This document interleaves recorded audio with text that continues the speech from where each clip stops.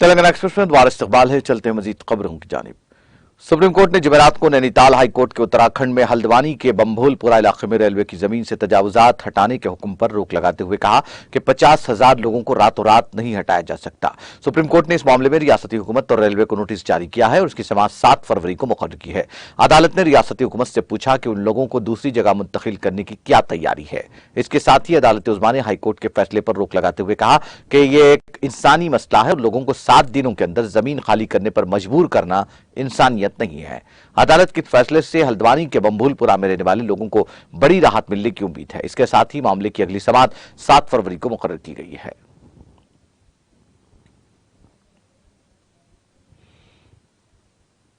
वज़ीर-ए-आज़म नरेंद्र मोदी ने कहा कि पानी के तहफ़्फ़ुज़ से मुताल्लिक़ मुहिमात में अवामी और समाजी तंजीमों को एक साथ लाना होगा, क्योंकि किसी भी मुहिम में अवाम की शिरकत के साथ ही इसमें मुहिम के तय सेंस ऑफ ऑनरशिप आती है। वज़ीर-ए-आज़म नरेंद्र मोदी ने वीडियो पैगाम के जरिए पानी के मसले पर मुनक़्क़िद होने वाली पहली ऑल इंडिया सालाना रियासती वुज़रा कॉन्फ्रेंस से खिताब किया।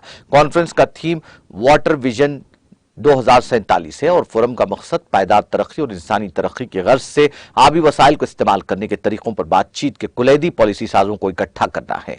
इज्तिमा से खिताब करते हुए वज़ीर आज़म ने आबी तहफ़्फ़ुज़ के शोबों में हिंदुस्तान के बेमिसाल कामों पर रोशनी डालते हुए मुल्क के वज़राए-आब की पहली ऑल इंडिया कॉन्फ्रेंस की अहमियत को उजागर किया। वज़ीर आज़म ने निशानदेही की कि हमारे आईनी निज़ाम में पानी का मौजू रियासतों के दायरे कार में आता है और ये पानी के तहफ़्फ़ुज़ के लिए रियासतों की कोशिशें हैं जो मुल्क के इज्तिमाई अहदाफ को हासिल करने में बहुत दूर तक अपने असरात दिखाएगी।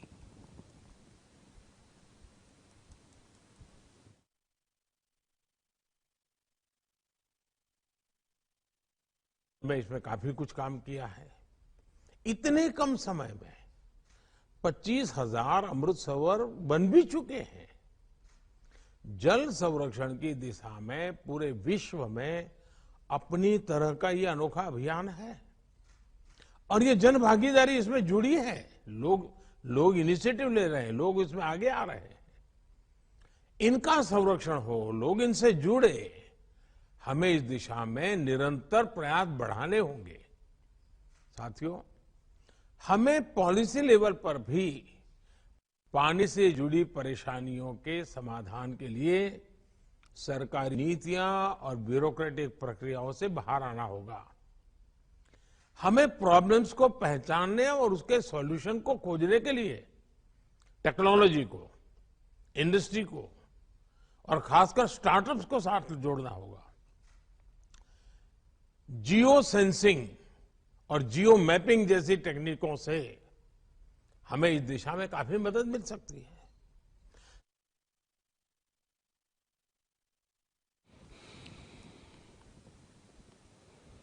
वंदे भारत एक्सप्रेस पर हमला बिहार में होने की हकीकत सामने आने के बाद वज़ीर आला ममता बनर्जी ने बीजेपी पर सख्त हमला करते हुए कहा कि बीजेपी बंगाल को बदनाम करने के लिए कुछ भी करने को तैयार है। उन्होंने कहा कि ट्रेन पर हमला बंगाल में नहीं हुआ बल्कि बिहार में हुआ, मगर बीजेपी लीडरों ने बंगाल को बुरा भला कहना शुरू कर दिया।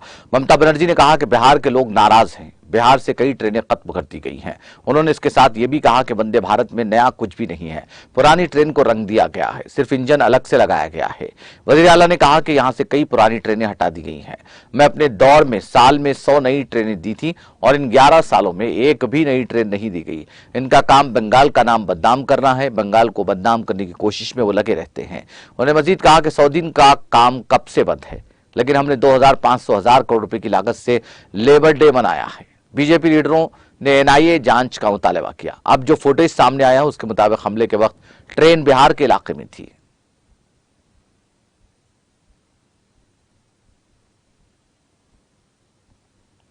गवर्नमेंट डिग्री कॉलेज तराल कश्मीर के जरिए तालीम 5वें सेमेस्टर के तलबा ने 80% तलबा को नाकाम दिखाने के खिलाफ कॉलेज के बाहर खामोश एहतजाज किया।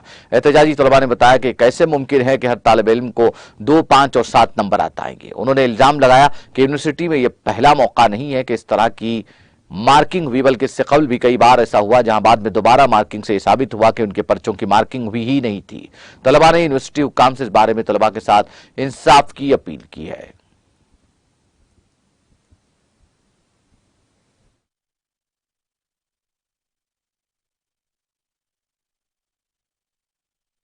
रिसेंटली जो हमारा इवैल्यूएशन स्टेटस, चाहे वो 5th सेमेस्टर हो या 6th सेमेस्टर हो, तो जितने भी हम डिग्री कॉलेज डाल के स्टूडेंट्स हैं उस इवैल्यूएशन स्टेटस से सेटिस्फाई नहीं है। तो हमारी डिमांड जो रहेगी यूनिवर्सिटी कश्मीर की तरफ से, तो वो ये रहेगी कि हमारे जो दोनों इवैल्यूएशन स्टेटस निकले उनको फिर से इवैल्यूएट किया जाए। और क्योंकि हम बहुत ज़्यादा डिप्रेशन में चले गए हैं, जैसे हाल ही में जो इवैल्यूएशन स्टेटस आया है, क्योंकि अगर हम चाहते हैं कि हमने पूरा पेपर अटेम्प्ट किया था, तो एक इंग्लिश में एक स्टूडेंट कैसे 2 ही मार्क्स अटेम्प्ट कर सकता है आउट ऑफ 30। तो ये हमारी जेन्युइन डिमांड है, तो इसको पूरा किया जाए। जो हमारा रिसेंटली इवैल्यूएशन स्टेटस डिक्लेयर हुआ है उसमें हमको फेल दिखाया गया है, इसलिए हम यूनिवर्सिटी हुकाम से अपील करते हैं कि वो हमारे पेपर उसको दोबारा से रिवैल्यूएट करे और ताकि हमको जस्टिस मिले। यहाँ हमारे कॉलेज में लगभग 80% स्टूडेंट्स को एक ही सब्जेक्ट में फेल दिखाया गया है। ये पॉसिबल कैसे हो सकता है? इसलिए हम यूनिवर्सिटी हुकाम से अपील करते हैं वो हमारे साथ जस्टिस करें।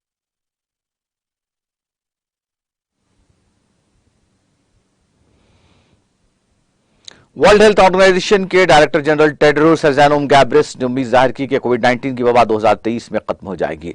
टेड्रोस ने प्रेस कॉन्फ्रेंस में कहा कि कोविड-19 बिलाशिबा अब भी बहस का एक अहम मौजू है, लेकिन मुझे यकीन है और उम्मीद है कि सही कोशिशों से इस साल बस ये सेहत आम्मा की इमरजेंसी बाज़ाब्ता तौर पर खत्म हो जाएगी। उन्होंने कहा कि तिब्बी निगहदाश्त, वैक्सीन और इलाज में बेहतरी की वजह से दुनिया अब चंद साल पहले की निस्बत बहुत बेहतर पोजीशन में है। उन्होंने कहा कि टेस्टिंग, इलाज और वैक्सीनेशन तक रसाई में अब भी बड़े तफावुत मौजूद हैं और बिलाखिर कोरोना इंसानी सेहत, मईशत और बड़े पैमाने पर मुआशरे के लिए खतरनाक वायरस बना हुआ है। वाज़ेह है कि कोरोना वायरस का पहला केस दिसंबर 2019 में चीन के शहर वुहान में सामने आया था।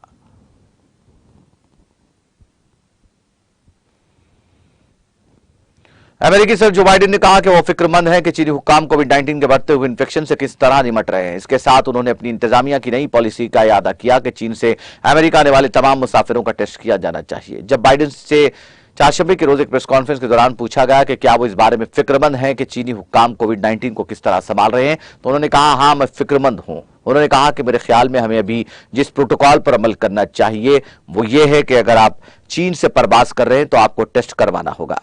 उन्होंने कहा कि वो जानते हैं कि चीनी हुक्काम बहुत हसास हैं। वाज़ेह है कि चीन ने दिसंबर में ऐलान किया था कि वो कोरोना के हवाले से अपनी सिफर कोविड पॉलिसी में नरमी कर रहा है और जनवरी में अपनी सरहदें दोबारा खोलने की तैयारी कर रहा है। बर्तानिया, फ्रांस और अमेरिका इन ममालिक में शामिल हैं जिन्होंने चीन से आने वाले मुसाफिरों के लिए कोविड-19 की जांच को लाजमी करार दिया है।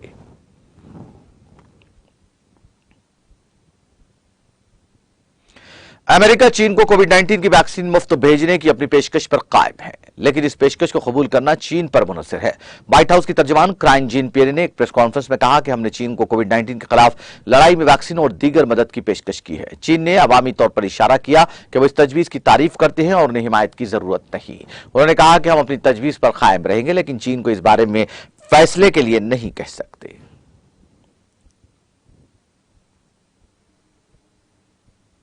पाकिस्तान ने इसराइल के नए कौमी सलामती के वजीर एतमार बिन गफीर के मस्जिद अक्सा के दौरे की मजम्मत की है। साथ ही खबरदार किया कि मुकद्दस मकाम के तकद्दुस की खिलाफ वर्जी से मकबूजा फलस्तीनी इलाकों में कशीदगी बढ़ सकती है। पाकिस्तान की वजारत खारजा ने कहा कि मस्जिद अक्सा दुनिया भर के मुसलमानों के लिए एक मुकद्दस मकाम है। उसके तकद्दुस को पामाल करना मुस्लिम कम्युनिटी की मजहबी हसासियत को ठेस पहुंचाना और इस तरह के कदम से मकबूजा फलस्तीनी इलाकों में पहले से कशीदा सूरत हाल को हवा देने का खदशा है। वजारत खारजा की तर्जमान मुमताज जहरा बलोच ने चारशंबे को गफीर के मस्जिद अक्सा के दौरे की मजम्मत करते हुए कहा कि इसराइली वजीर का दौरा गैर हसास और इश्तियाल अंगेज था। उन्होंने कहा कि इसराइल को अपने गैर कानूनी इक़दामात को रोकना चाहिए और मकबूजा फलस्तीनी इलाकों में मुसलमानों के मजहबी मकामात के तकद्दुस का एहतराम करना चाहिए।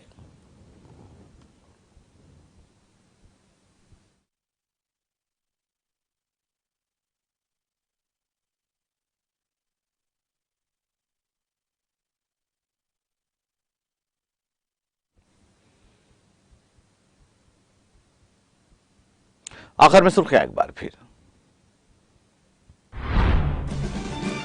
स्वच्छ सर्वेक्षण ग्रामीण 2023 सरकर्दा 3 अजला का तेलंगाना से ताल्लुक। रियासती वजीर केटीआर ने वजीर दयाकर राव और उनके महकमे को दी मुबारकबाद।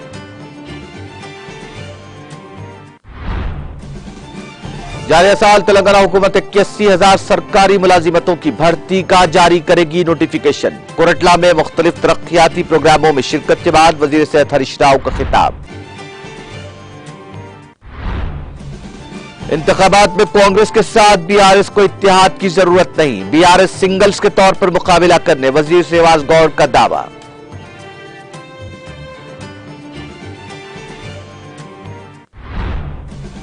तेलंगाना में आंखों की रोशनी प्रोग्राम को कामयाब बनाने मुत्तहिद होकर काम करने की जरूरत, कंटी वेलुगु प्रोग्राम की तैयारी इजलास से रियासती वजीर दयाकर राव का खिताब।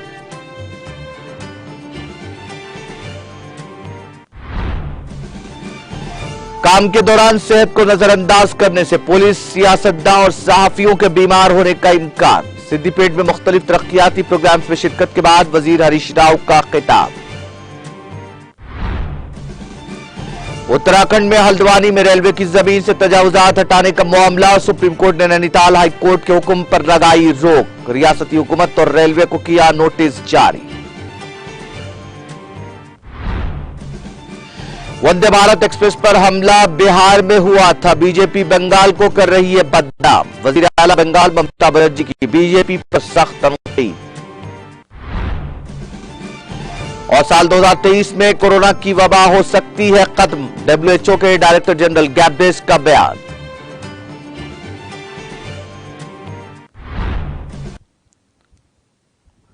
तेलंगाना एक्सप्रेस में फिलहाल इतना ही। मुझे और मेरी पूरी टीम को दीजिए इजाजत। ताजा तरीन अपडेट्स के लिए देखते रहिए टीटीवी।